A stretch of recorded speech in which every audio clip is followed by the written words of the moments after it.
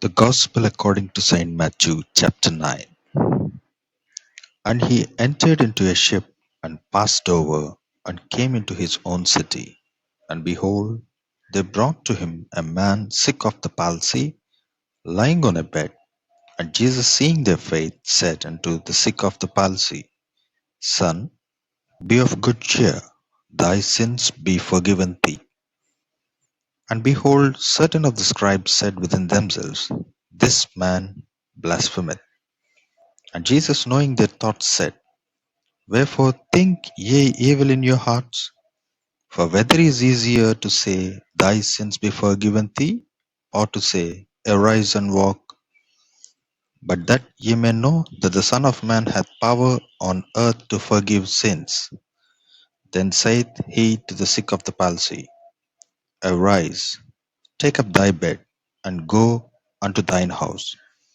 And he arose and departed to his house.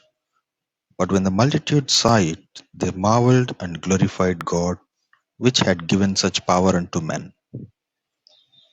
And as Jesus passed forth from thence, he saw a man named Matthew sitting at the receipt of custom. And he saith unto him, Follow me. And he arose and followed him.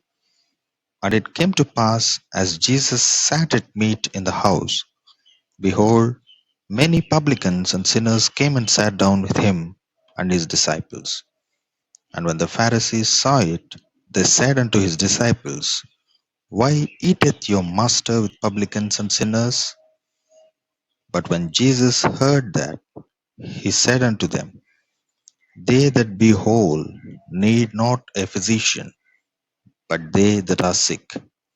But go ye and learn what that meaneth. I will have mercy, and not sacrifice. For I am not come to call the righteous, but sinners to repentance. Then came to him the disciples of John, saying, Why do we and the Pharisees fast oft, but thy disciples fast not? And Jesus said unto them, Can the children of the bride chamber mourn as long as the bridegroom is with them? But the days will come when the bridegroom shall be taken from them, and then shall they fast. No man putteth a piece of new cloth unto an old garment, for that which is put into fill it up taketh from the garment, and the rent is made worse. Neither do men put new wine into old bottles, else the bottles break, and the wine runneth out, and the bottles perish.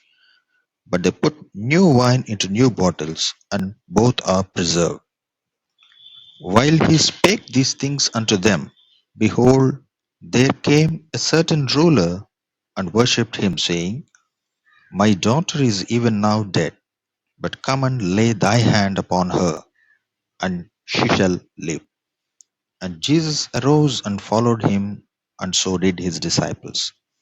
And behold, a woman, which was diseased with an issue of blood 12 years, came behind him, and touched the hem of his garment. For she said within herself, If I may but touch his garment, I shall be whole. But Jesus turned him about, and when he saw her, he said, Daughter, be of good comfort, thy faith had made thee whole. And the woman was made whole from that hour. And when Jesus came into the ruler's house, and saw the minstrels and the people making a noise, he said unto them, Give place, for the maid is not dead, but sleepeth. And they laughed him to scorn. But when the people were put forth, he went in, and took her by the hand, and the maid arose. And the fame hereof went abroad into all that land. And when Jesus departed thence, two blind men followed him, crying and saying, Thou son of David, have mercy on us. And when he was come into the house, the blind men came to him, and Jesus saith unto them, Believe ye that I am able to do this? They said unto him, Yea, Lord. Then touched he their eyes, saying, According to your faith be it unto you. And their eyes were opened. And Jesus straitly charged them, saying, See that no man know it. But they, when they were departed, spread abroad his fame in all that country. As they went out, behold, they brought to him a dumb man possessed with a devil. And when the devil was cast out, the dumb spake, and the multitudes marveled, saying, it was never so seen in Israel. But the Pharisees said, he casteth out devils through the prince of the devils. And Jesus went about all the cities and villages, teaching in their synagogues, and preaching the gospel of the kingdom, and healing every sickness and every disease among the people. But when he saw the multitudes, he was moved with compassion on them, because they fainted and were scattered abroad as sheep having no shepherd. Then saith he unto his disciples, the harvest truly is plenteous, but the laborers are few. Pray ye therefore the Lord of the harvest, that he will send forth laborers into his harvest.